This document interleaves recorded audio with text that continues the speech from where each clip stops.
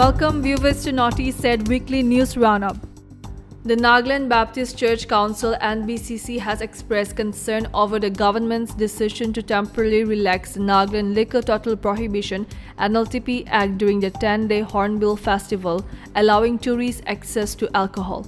NBCC General Secretary Reverend Dr. Zelho Keho highlighted that the government invokes specific provisions of the Act initially meant for medical or limited use to permit alcohol sales.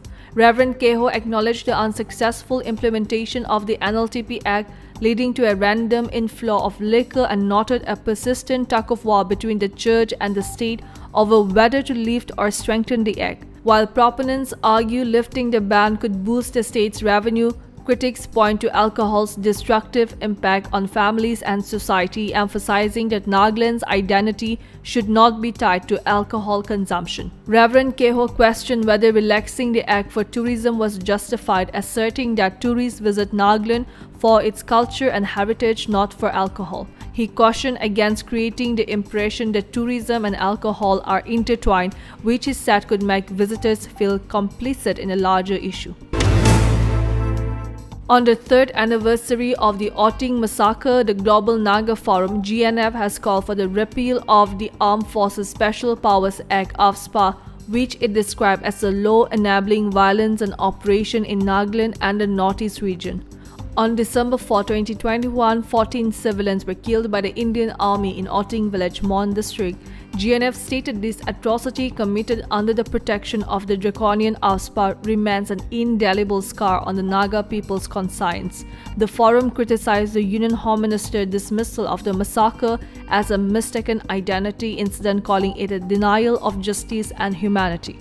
GNF also condemned the Supreme Court's rejection of Nagaland's petition to prosecute those responsible, highlighting the systematic failure to ensure accountability. It expressed solidarity with the victims' families, whose grief is compounded by the government's inaction. Remembering the lives lost, GNF reaffirmed its commitment to truth and justice, urging all citizens and institutions in India to stand against such atrocities and demand accountability.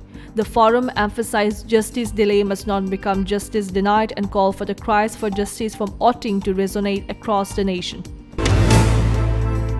Assam on Wednesday banned the consumption of beef in hotels, restaurants, and community gatherings statewide. The decision follows allegations by Congress that the BJP distributed beef to secure votes in the Muslim-dominated Samaguri constituency during a recent by-election. Chief Minister Himanta Biswa Sarma chaired a virtual cabinet meeting and announced the decision, stating public consumption of beef has been totally prohibited from today. The ban aims to strengthen the Assam Cattle Preservation Act 2021, which previously restricted cattle sale or purchase within a 5-kilometer radius of Hindu temples and predominantly non-beef eating communities. Sarma noted that the new cabinet decision addresses gaps in the existing law by extending the prohibition to public places across the state. The updated law will now include restriction on serving beef at community festivals, hotels, and restaurants. Aam Aadmi Party National Convener and former Delhi Chief Minister Arvind Kejriwal today accused the Election Commission of India (ECI) and the BJP of orchestrating large-scale deletion of Aam Aadmi Party supporters' names from electoral rolls ahead of assembly polls.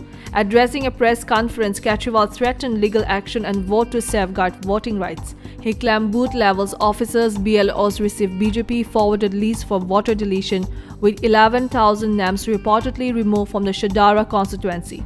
Kejriwal alleged this was done without transparency, as no updates were provided on the ECI website even after the 2-month revision exercise ended on October 18. This is a threat to democracy, he said, accusing the BJP of fearing voter backlash due to public dissatisfaction.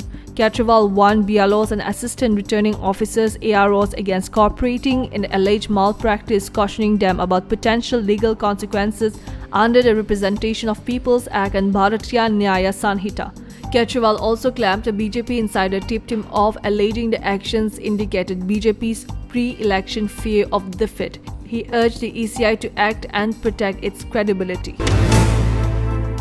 The Commissioner of Police CP Dimapur, K. Sope, has announced the immediate removal of unauthorized banners, posters, hoardings and digital advertisement boards in Dimapur, Chumuketima and Newland district due to public safety and traffic concern. An advisory has been issued requiring individuals, institutions, and businesses to obtain prior approval from the CP and District Magistrate as per the Home Department's notification dated December 17, 2014 for such installation. Only approved advertisement will be allowed, and organizers of events such as shows, concerts, and exhibitions must also seek prior permission from the CP. The public has been urged to cooperate with violators facing strict legal action under relevant acts.